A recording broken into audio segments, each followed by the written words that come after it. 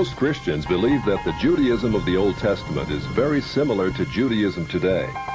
Yet the Jewish Encyclopedia, in its article on Judaism, says modern Judaism and the Judaism of the Old Testament are very different.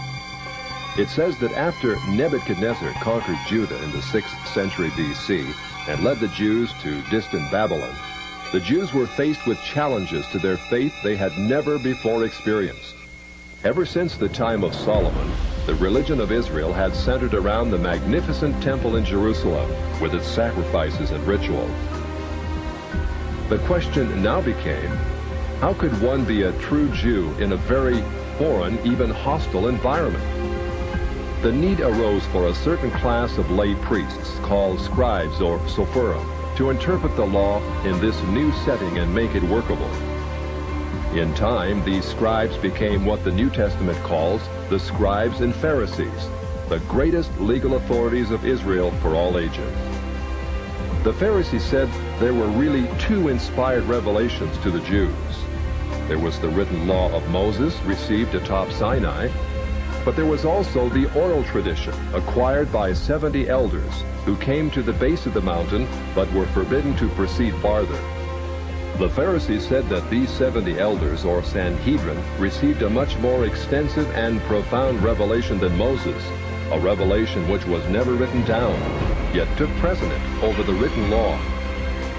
When Jesus came on the scene, his reaction was to bitterly denounce this counterfeit tradition. Christ said the Pharisees, by their tradition, had made the law of God of none effect. He considered the Pharisees the most dangerous leadership Israel ever had. Woe to you, scribes and Pharisees, hypocrites all! For you set up the kingdom of heaven against men. You do not go in yourselves, nor do you let others enter. Blind guides! You strain at a gnat and swallow a camel. You bow before the letter of the law and violate the heart of the law. Justice, mercy, good faith. You are like whited sepulchres, all clean and fair without, but within, full of dead men's bones and all corruption. You see these stones, do you not? I tell you, there will not be left here one stone upon another that will not be thrown down. Yours is a house of desolation, the home of the lizard and the spider. Serpents, brood of vipers, how can any of you escape damnation?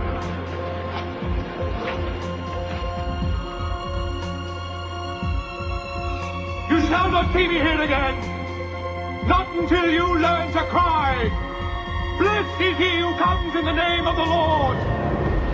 For I and my Father are one and the same.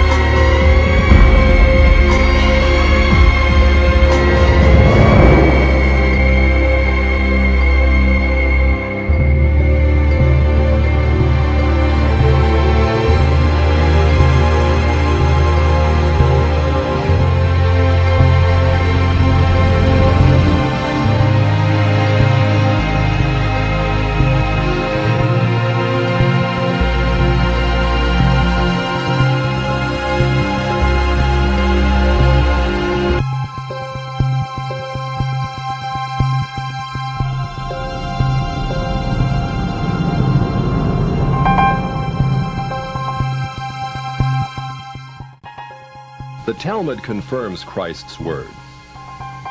In the Talmud, in Treatise Sanhedrin, an extensive passage describes the right of the Pharisee to kill anyone, just as long as he did so indirectly. As one of dozens of examples, the Talmud tells us that if one bound his neighbor and he died of starvation, he is not liable to execution. In such an indirect manner, the Pharisees also killed Christ. Manipulating the Romans to actually wield the spear and sword, the Pharisees claimed, as their descendants do today, that since the Romans were the direct cause of the death of Christ, it is the Romans, not the Jews, who are guilty. Christ also called the Pharisees adulterers, an adulterous generation. The Talmud provides generous loopholes for adultery. It says the penalty for adultery does not include sex with a minor, the wife of a minor, or the wife of a heathen. The Talmud also encourages seduction of unwed adolescent girls called designated bondmaids. But it's important how such rapes are performed. With the designated bondmaid, one is guilty only in the case of natural connection, but not in the case of perverse connection. The Pharisees reasoned that rape in a perverted manner is outside the jurisdiction of the law. Normal rape, however, was punishable. In Babylon, sexual perversion of every kind had been a way of life for millenniums. The Pharisees were deeply influenced by such practices. In one of dozens of endorsements of child sex, Simeon ben Yochai said, "A proselyte under the age of 3 years and a day is permitted to marry a priest." Agreeing with ben Yochai, the great Rabbah said, "When a grown-up man has intercourse with a little girl, it is nothing, for when the girl is less than this, 3 years and a day, it is as if one put the finger into the eye." The footnote to this passage says, "As tears come to the eye again and again, so does virginity come back to the little girl under 3 years." The same section confirms that sexual activity with small boys is in the same category. The intercourse of a small boy is not regarded as a sexual act.